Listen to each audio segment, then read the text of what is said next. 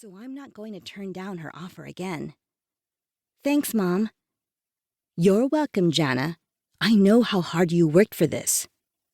Her smile wavers, no doubt at the memory of my extra late night and weekend shifts behind the cash register at Callaway Drug.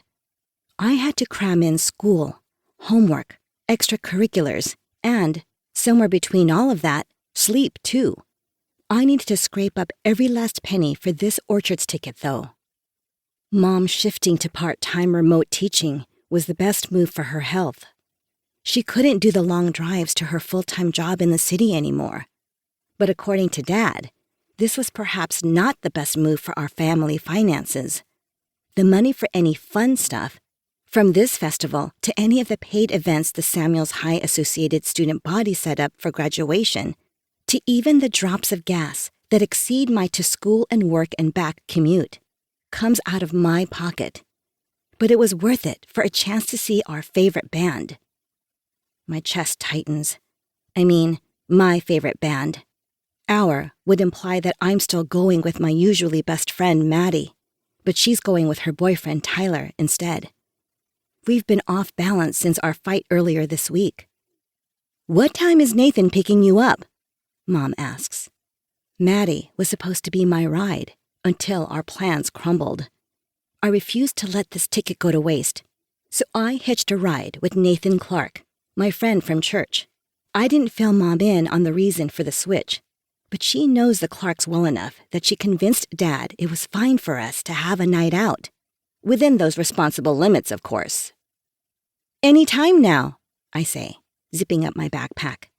You're tutoring tonight, right? Mom nods. A 3-hour business English immersion class for a couple execs in Indonesia. Don't worry about me.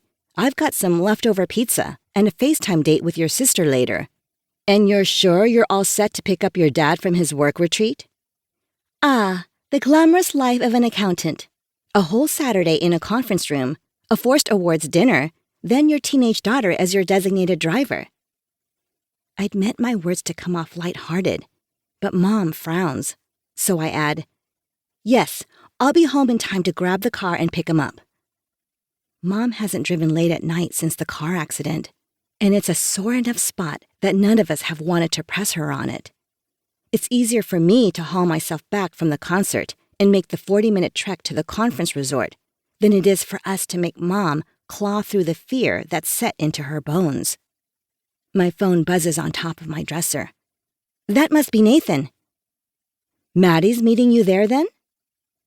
I lower my gaze to my phone so she doesn't see the slight frown that flits across my face at the mention of Maddy. Mom and I don't have that kind of made-for-TV movie relationship where I dish to her every bit of drama about friends, love interests, or bodily changes.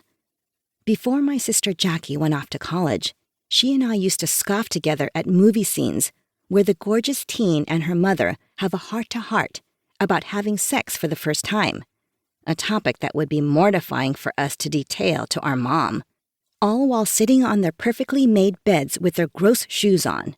Equally mortifying. Yeah, she'll be at the Orchards, with Tyler.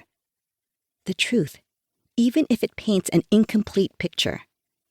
I do wonder whether Mom somehow knows something's up between me and my best friend lately. She might have noticed that Maddy hasn't shown up at our house for snacks. Mom always feeds her, and homework help as often. But that was true even before this latest fight. All that free time belongs to the boyfriend now. Something rumbles into our driveway, and I know it's time to leave. Sheer energy shoots through me at the prospect of kicking off the best night of my life. With one last stop at my dresser mirror, bordered by band photos and reminder sticky notes, I swipe a stray dot of glitter off my cheek and test my orchid pink long-lasting lipstick.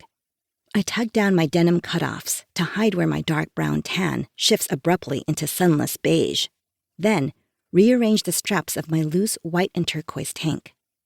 Mom hands me my backpack and a satiny fuchsia bomber jacket as she follows me to the front door. I put the phone numbers for Nathan's cell and his mom's cell on the fridge, I say. No way my parents could ever say I didn't fulfill the conditions of my release tonight. Our household